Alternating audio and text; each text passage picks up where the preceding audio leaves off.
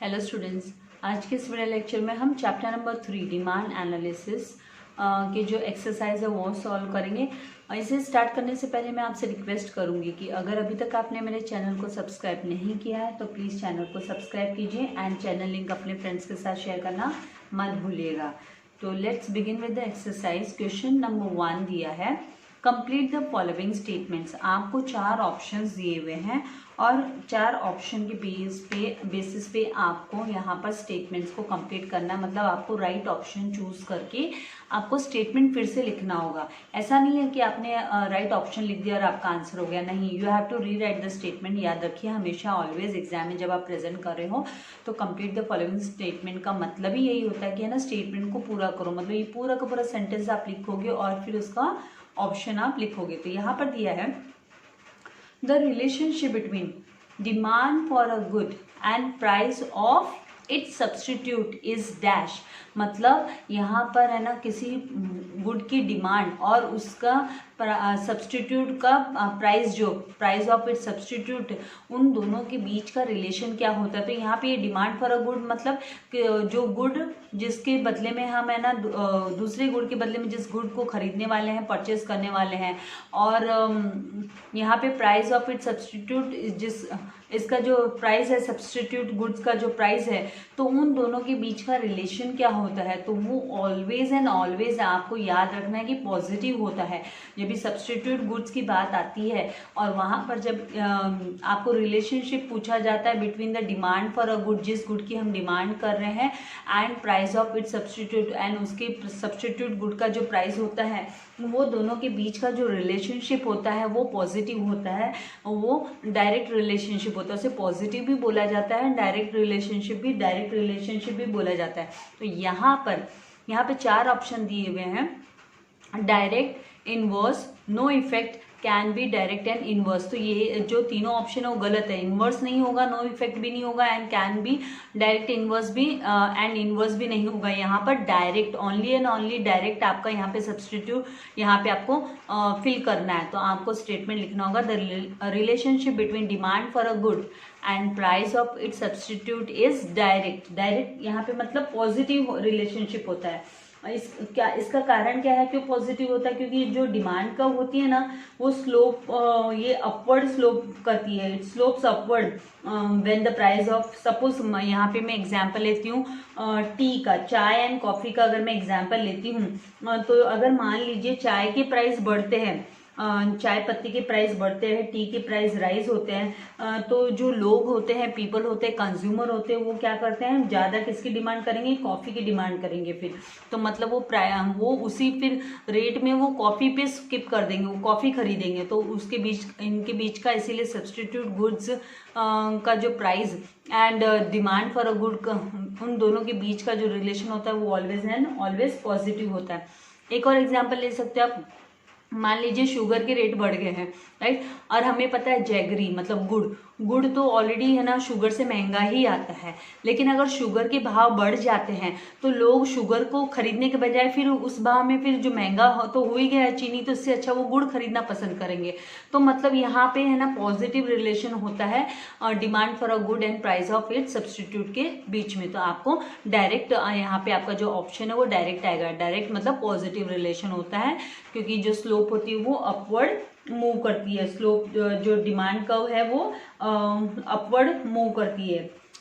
Now next second is the relationship between income and demand for inferior goods is dash.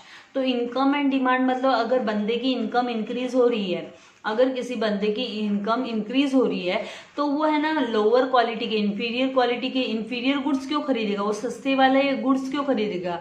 उसके बजाय वो क्या करेगा? वो महंगे वाले गुड्स पे स्किप करेगा।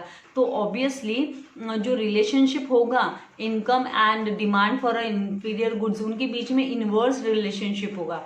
ऑलवेज इनडायरेक्ट मतलब है ना, दोनों अपोजिट वे में मूव करेंगे। अगर इनकम बढ़ रही है तो फिर इंफीरियर गुड की जो डिमांड है वो कम हो जाएगी, वो डिक्रीज हो जाएगी इनकम के इंक्रीज होने से।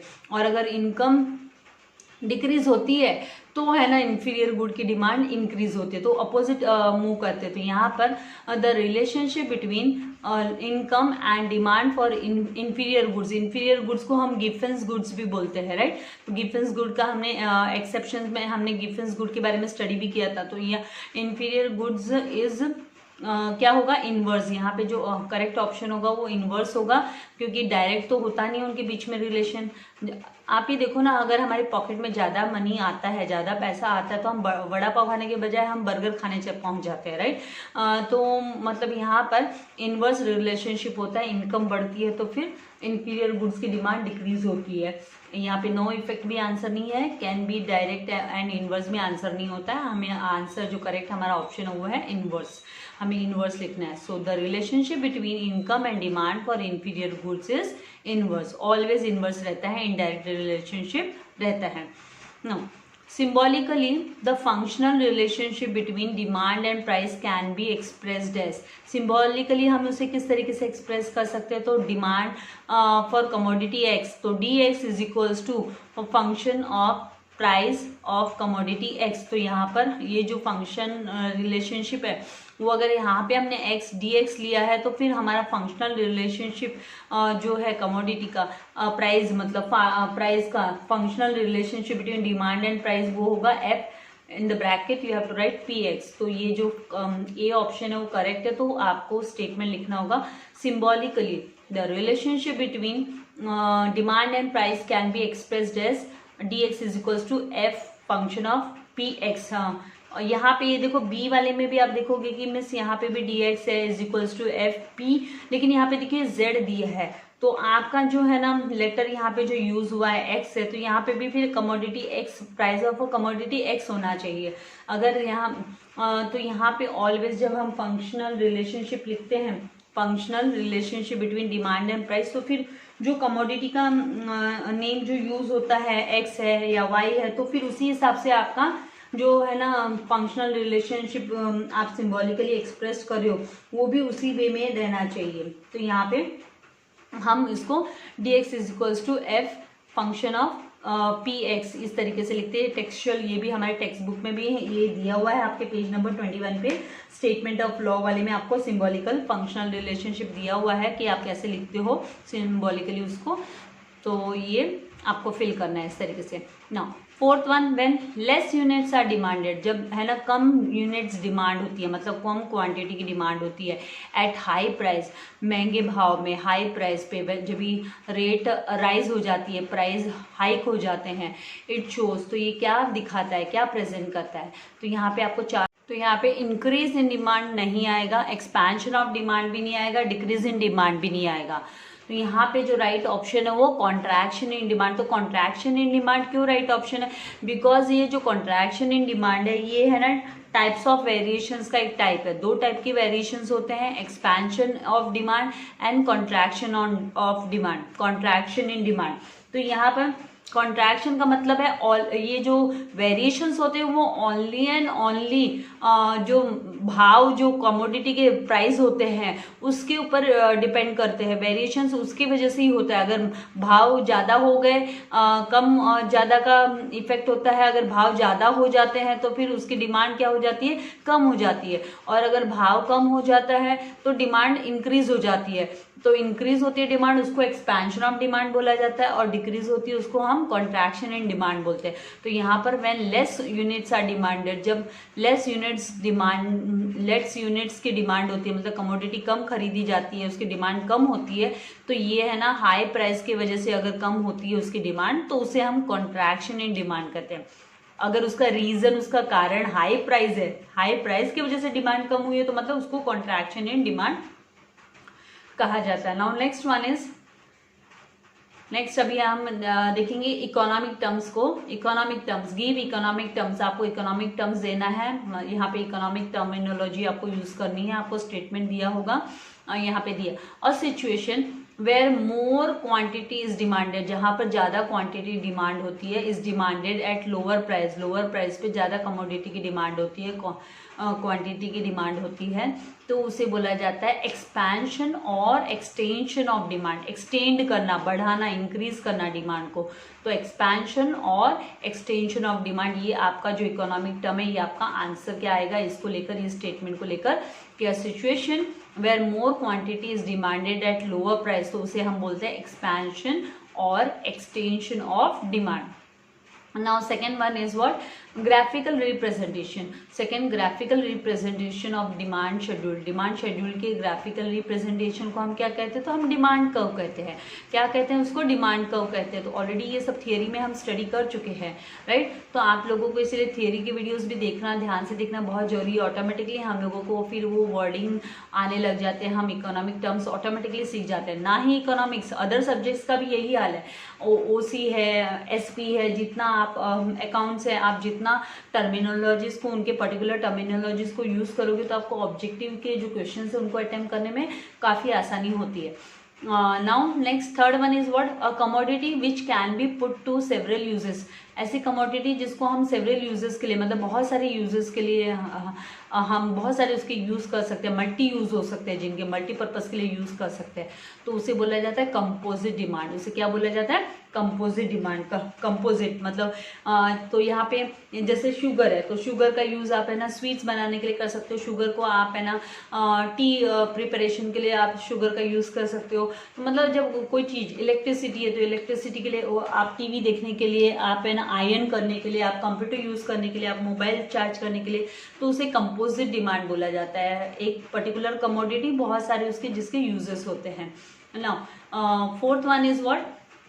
मोर क्वांटिटी इज डिमांडेड। ज़्यादा क्वांटिटी की डिमांड होती है due to changes in the factors determining demand other than price. इन तो यहाँ पर मोर क्वांटिटी की डिमांड कब होती है? जब ड्यू टू चेंजेस, यहाँ पे देखिए वर्ड आया है due to changes in factors. Changes in factors, factors कौन कौन से? फैक्टर्स, द पॉपुलेशन हुआ, टेस्ट अगर कंज्यूमर का चेंज हो गया, उसकी हैबिट्स चेंज हो गई है, तो ये सब जो है ना वो फैक्टर्स होते हैं। तो ड्यू टू फैक्टर्स अगर है ना डिमांड है ना, डिमांड में इंक्रीज होता है, मोर डिमांडेड, कोई क्वांटिटी की मोर डिमांड होती है तो उसे इंक्रीज इन डिमांड कहा जाता है। तो हमने ये increase in demand and decrease in demand भी हमने स्टडी किया है। चेंजेस इन डिमांड के टाइप से ही। तो चेंजेस इन डिमांड किस पे बेस्ड रहता है? वो due to changes in factors के ऊपर। तो फैक्टर्स के हिसाब से किसी क्वांटिटी की ज़्यादा डिमांड और कम डिमांड होने को हम है ना चेंज इन डिमांड बोलते हैं। तो यहाँ पर मोर, जब भी more quantity is demanded due to changes in the factors, तो उसे इंक्रीज इन डिमांड कहते हैं। उस टर्म को हम क्या बोलेंगे? Increase in demand. तो हमें इकोनॉमिक टर्म लिखना है increase in demand. Now fifth one is what?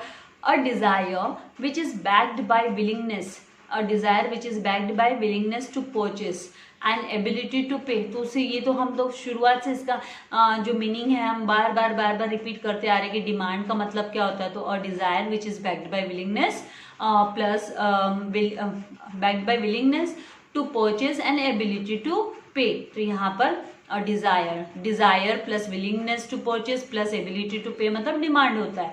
तो आपको जो टर्म लिखना है वो क्या लिखना है? इकोनॉमिक टर्म डिमांड लिखना है। आई होप आपको समझ में आ रहा है, डिफिकल्ट नहीं लग रहा है।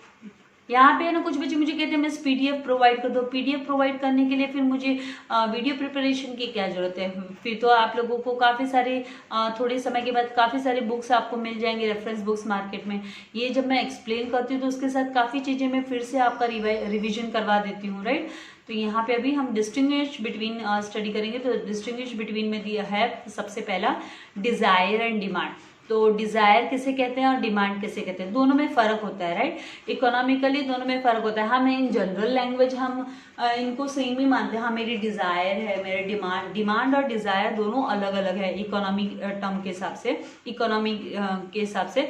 तो डिजायर का मतलब होता है, डिजायर मीन्स एन अर्ज, किसी चीज की इच्छा होना, अर्ज होना, टू हैव समथिंग, किसी चीज को पाने की इच्छा होना। पाने की इच्छा होना और पा लेना दोनों में फर्क होता है, राइट? पाने की इच्छा होना और पा लेना उसमें फर्क होता है। तो desire means an urge to have something, meaning लिखा हमने। डिमांड का मीनिंग क्या होगा? Demand is a desire, demand is a desire, ये भी डिजायर है लेकिन backed by willingness and ability to pay. मतलब ये है ना डिजायर, कैसी डिजायर है? जिसमें आपकी इच्छा होनी चाहिए पे करने की, और आपकी एबिलिटी भी होनी चाहिए आपके साथ साथ में। Backed by willingness to purchase and ability to pay, दोनों भी बात होनी, आपके उसको खरीदने की इच्छा भी होनी चाहिए और उस प्रोडक्ट को खरीदने के लिए आपके पास है ना पॉकेट में पैसे भी होने जरूरी है। तो demand is a desire backed by willingness to purchase, आपको लिखना है willingness to purchase and ability to pay. Then second point में हम लिखेंगे desire has no limit, desire की कोई लिमिट नहीं होती है बट डिमांड की लिमिट होती है। डिजायर की कोई लिमिट नहीं होती, desires are unlimited but demand is limited by ability to pay. लेकिन डिमांड को हम इसको इसकी लिमिट होती है कि जितना आपकी ताकत है खरीदने का उतना ही खरीद पाओगे ना। तो demand is limited by ability to pay and willingness to pay. हाँ, कभी कभी क्या होता है हमारी कैपेबिलिटी होती है फिर भी हम नहीं खरीदना चाहते हैं, तो वो खरीदने की कैपेबिलिटी के साथ साथ में, मतलब एबिलिटी के साथ साथ में आपकी विलिंगनेस भी होनी चाहिए, इच्छा भी होनी चाहिए खर्चा करने की। कोई कोई नहीं खर्चा करना चाहता है, जैसे मेजर है तो वो नहीं खर्चा करना चाहता है, जो कंजूस होता है वो नहीं करना चाहता है ना। थर्ड पॉइंट में आप लिखोगे there is no relationship between desire and price, desire और प्राइस के बीच में कोई रिलेशन नहीं होता है, क्योंकि ये तो अर्ज है कुछ पाने की, इसमें हम एक्चुअल में किसी चीज को एक्वायर नहीं करते, तो इसमें पैसे का कोई रिलेशन ही नहीं आता है। लेकिन डिमांड है वहां पे पैसे की कहानी आती है, डिमांड इकोनॉमिकली ये डिजायर ऐसी, demand is such desire which is backed by willingness to purchase and ability to pay. तो डिमांड इज इनवर्सली, ये है ना इनडायरेक्टली रिलेटेड है, इनवर्सली रिलेटेड है टू प्राइस। मतलब अगर प्राइसेस इंक्रीज होते हैं तो डिमांड डिक्रीज होती है, और प्राइसेस डिक्रीज होते हैं तो डिमांड इंक्रीज होती है, तो इनके बीच में इनवर्स रिलेशनशिप होता है। Now price reference of time, desire में reference of time and price is not necessary to express desire. Desire को एक्सप्रेस करने के लिए हमको यहाँ पे समय, टाइम एंड प्राइस को एक्सप्रेस करना जरूरी नहीं है, नेसेसरी नहीं है। लेकिन डिमांड में है ना टाइम एंड प्राइस, मतलब आपका समय और प्राइस दोनों ही एक्सप्रेस करना जरूरी होता है, नेसेसरी होता है। टाइम अगर विथ रेफरेंस टू टाइम हम बोले तो कैसे, अगर कोई चीज बहुत नेसेसरी है खरीदना, it's must to buy, suppose medicine, अभी मेडिसिन बाय करना जरूरी है तो उसके रेट्स अगर हाई है तो भी आप है ना उस आपकी इच्छा नहीं है, आपकी इच्छा नहीं है, you are not willing to pay, but आप उसके लिए पे करोगे। तो टाइम एंड प्राइस दोनों को ही है ना यहाँ पे हम डिमांड के यहाँ पे एक्सप्रेस करते हैं। To express the demand we it is with reference to time and price it is necessary to express the demand. Now example, desire of a beggar, अगर कोई बेगर है वो है ना कार ओन करना चाहता है, वो बाय करना चाहता है, कार ओन करना चाहता है, तो क्या वो कार परचेज कर सकता है क्या?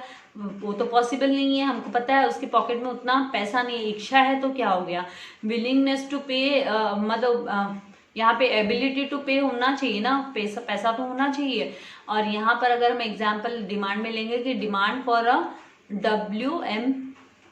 BMW car, BMW car by a businessman, अगर कोई बड़ा बिजनेसमैन है, पैसे वाला बिजनेसमैन है, हु हैज एबिलिटी, जिसकी ताकत भी हो खरीदने की, हर बिजनेसमैन भी पैसे वाला नहीं होता है, right, and willingness to pay, तो वो खरीद सकता है, तो उसे डिमांड बोल सकते हैं हम। तो demand for a BMW car by businessman who has ability and willingness to pay. तो इस तरीके से 5 पॉइंट्स हमने यहाँ पे कवर अप किए। आई होप आपको ये डिस्टिंग्विश बिटवीन समझ में आया, इजी है, और डिस्टिंग्विश बिटवीन को कभी भी है ना छोड़ना नहीं चाहिए, इनको अच्छे से लर्न कर लेना चाहिए, क्योंकि अगर आप साइड बाय साइड इसका करेक्ट, जब आप इसका अपोजिट में करेक्ट इसका आंसर लिखते हो तो आपका यहाँ पे मार्क्स फिक्स हो जाता है, राइट। तो यहाँ पे ये 2 मार्क्स के लिए आता है डिस्टिंग्विश बिटवीन। अभी next one is expansion of demand and contraction demand.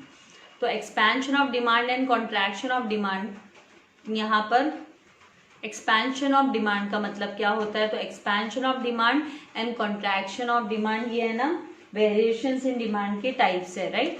तो एक्सपेंशन मतलब क्वांटिटी डिमांड में इंक्रीज हो जाना, क्वांटिटी डिमांड में इंक्रीज हो जाना due to fall in price, and contraction of demand का मतलब होता है कि है ना डिमांड में डिक्रीज आ जाना due to rise in price. महंगा हो जाता है अगर कोई सामान तो उसकी खपत, उसकी डिमांड है वो कम हो जाती है। यहाँ पे हम पहले सबसे पहले मीनिंग लिखेंगे। Expansion of demand refers to a rise in the demand only due to fall in price. खाली उसके रेट भाव गिरने के वजह से है ना उसकी डिमांड इंक्रीज हो गई। And contraction of demand means fall in demand decrease हो गई due to rise in price, क्योंकि उसके प्राइस बढ़ गए और वो सामान महंगा हो गया इसीलिए उसकी डिमांड कम हो गई, तो उसको बोला जाता है contraction. Now expansion of demand takes place solely due to fall in price. Only and only, solely मतलब only and only because of fall in price demand increase होती है। अदर फैक्टर्स क्या रहते हैं? Remaining constant. तो all other factors affecting demand remain constant. Now contraction of demand takes place due to rise in price alone. खाली जब price बढ़ते हैं उसके वजह से है ना डिमांड कम हो गई, other factors remaining constant. Now third point में लिखेंगे expansion of demand is shown by a downward movement on the same demand curve. Same demand curve पे हम उसका डाउनवर्ड मूवमेंट प्रेजेंट करते हैं, डाउनवर्ड मूव करती है। And contraction of demand is shown by an upward movement, उसका upward movement होता है along the same demand curve. तो आप है ना नेक्स्ट जो फोर्थ पॉइंट है आप आपका डायग्रामेटिक रिप्रेजेंटेशन भी दे सकते हो। आपको डायग्राम्स तो प्रैक्टिस करने ही है, करने भी चाहिए। अगर अच्छे मार्क्स चाहिए इकोनॉमिक्स में तो यहाँ पे डायग्रामेटिक रिप्रेजेंटेशन में एक्सपेंशन ऑफ डिमांड का देखिए। यहाँ पे जब डिमांड जब इंक्रीज होती है तो from A to B, point A to B, ये डाउनवर्ड, ये जो एक्सपेंशन ऑफ डिमांड है वो क्या होती है? डाउनवर्ड मूव करते हैं, डी डाउनवर्ड मूव करते हुए दिख रहे हैं। यहाँ पे जो क्वांटिटी डिमांडेड है ये इंक्रीज हो गई, क्वांटिटी डिमांडेड फ्रॉम Q2 हो गई यहाँ पे डिमांड। तो मतलब यहाँ पे क्वांटिटी में इंक्रीज हो गया, उसकी डिमांड इंक्रीज हो गई और प्राइस फॉल हो गए। कॉन्ट्रैक्शन ऑफ डिमांड में क्या होता है कि quantity of demand in KGs है वो डिक्रीज हो जाती है। मतलब यहाँ पे Q2 मतलब ये कौन से साइड में हमारे, ये राइट टू लेफ्ट साइड में मूव करती है, राइट टू लेफ्ट में शिफ्ट हो जाता है ये सेम डिमांड कर्व पे, सेम डिमांड कर्व पे। एंड इसका जो प्राइस है वो इंक्रीज हो जाता है। तो यहाँ पे पॉइंट B टू A, ये अपवर्ड, जब डिमांड डिक्रीज होती है तो प्राइस इंक्रीज होने पे ही डिमांड डिक्रीज होती है। तो पॉइंट B है वो अपवर्ड एरो मूव शो कर रहा है कि from point B to A ये डिमांड मूव करती है। तो ये हम लोग upward movement along the same demand का हम दिखा सकते हैं। और यहाँ पे डाउनवर्ड कभी एक्सपेंशन में जब डिमांड इंक्रीज होती है, तो demand increase, expansion of demand में डिमांड ओनली कब इंक्रीज होती है? जब उसके प्राइसेस फॉल होते हैं, प्राइस गिर रहे हैं। यहाँ पे एरो डाउनवर्ड है तो प्राइस फॉल हो रहे हैं, यहाँ पे अपवर्ड एरो तो मतलब प्राइस इंक्रीज हो रहे हैं। आई होप आपको समझ में आ रहा है। एंड आपको भी अपने नोटबुक में नोट डाउन करना है। मैं भी देखो आप लोगों के लिए इतना एफर्ट्स ले रही हूँ, टाइप करना, आपके लिए पूरा सेटअप करना। तो ऐसा नहीं है, लेजी नहीं बनना है, आपको खुद से नोट डाउन करना है, right. Now next, now third one is increase in demand and decrease in demand. So increase in demand and decrease in demand is type of changes in demand. So increase in demand, meaning increase in demand refers to rise in demand. Rise in demand means the demand will increase for any commodity. The demand will increase due to changes in other factors. Due to changes in other factors where price will remain constant. Price remaining constant. And decrease in demand refers to fall in demand due to changes in other factors. The demand will decrease, the demand will fall for a commodity, certain commodity, and the reason for that will be the other factors. The reason for that will be the other factors, but the price will not be the factor. Price will not be the factor for decrease in demand. Price will remain the same. There will, because of price, there will be no changes in the demand. Now, increase in demand takes place due to favorable changes. Due to favorable, here the favorable word, favorable changes, conducive changes in factors other than price, like fashion. Because of fashion, change, there is a new fashion, new product has come with new technology, income, taxation policy, decrease in the taxation policy, advertisement was very effective. Due to this, if the demand increases for any commodity, then it is increase in increase in demand. Now decrease in demand takes place when the demand decreases for the commodity due to unfavorable changes. So here the keyword is what? Unfavorable changes. Here in the increase, favorable changes, factors other than price. You don't have to consider price will it will not affect the price will not affect the decrease in demand. The decrease in demand will be only and only due to the changes in the fashion, or maybe the income of the person has changed, or taxation policy, advertisement, etc. Now the third one is what? Increase in demand is indicated by, it can be indicated by, it is indicated by a shift in demand curve to the right hand side. Demand curve will shift to the right hand side from here. In the below the diagram is also presented. So one point you can just write the explanation, and other next point you can give. आप दे सकते हो diagrammatic representation आप दे सकते हो. तो यहाँ पे increase in demand is indicated by a shift in demand curve. Demand curve के shift में demand curve shift हो जाती है original demand से right hand side में. तो to right hand side from DD to DD1. And decrease in demand is indicated by, it can be shown by, it is indicated by a shift in demand curve to left hand side from DD to D2. So here the below the fourth point you can represent as a diagrammatic representation. Increase in demand, see here the original demand is what? DD, demand curve is DD, and the demand curve, increase in demand curve has shifted to the right hand side of the demand curve. D1 right hand side, it has shifted to right hand side. And यहाँ पर decrease in demand में क्या होता है? Original demand curve is DD and the demand curve has shifted to the left hand side, that is D2. The new demand curve, that is decrease in demand curve, D2. So this way, इस तरीके से आप अपना diagrammatic representation भी दिखा सकते हो distinguish between में. तो ये कुछ भी मतलब ऐसा नहीं है कि मैंने कहाँ से लिए, सब टेक्सचुअली ही आपके टेक्स्ट बुक में दिया हुआ है और नया कुछ भी नहीं है. लेकिन प्रैक्टिस मेक्स मैन परफेक्ट वाली बात है. आप लोगों को डायग्राम्स की भी प्रैक्टिस करनी चाहिए. हाँ, आपको ग्राफ पे प्रेजेंट करने की जरूरत नहीं है, आप नोटबुक में उसको प्रेजेंटेशन दिखा सकते हो, राइट. तो आपको प्रैक्टिस करना है अच्छे से. ये सारे के सारे जो एक्सरसाइज मैंने आज आपको कंप्लीट कराई, ये आपको अपने नोटबुक में ज़रूर से नोट डाउन करने हैं, ताकि आप लोगों के लिए हार्ड कॉपी अवेलेबल रहेगी. आपके एग्जाम्स के टाइम पे आपके यूनिट टेस्ट वगैरह होंगे तो उस समय पे आप अपने हार्ड कॉपी से रिफर कर सकते हो. एज वेल एज साथ ही आपकी राइटिंग जो स्किल है वो भी इम्प्रूव्ड रहेगी और स्पीड भी बनी रहेगी. तो लिखना तो बहुत ज़रूरी है, मस्ट है. तो आप लोगों को नोट डाउन करना है, अपने नोट्स तैयार करने हैं. बाकी नेक्स्ट वीडियो लेक्चर में मैं आप लोगों के लिए क्वेश्चन नंबर 4, 5 एंड 6 लेके आऊँगी. तो आज के लिए इतना काफ़ी है. वीडियो को लाइक करना मत भूलिएगा, फ्रेंड्स के साथ चैनल लिंक जरूर शेयर कीजिएगा. और सबसे इम्पॉर्टेंट, अगर अभी तक आपने सब्सक्राइब नहीं किया है चैनल को, तो प्लीज़ आप चैनल को सब्सक्राइब कीजिए. Thank you very much. God bless you all dear students.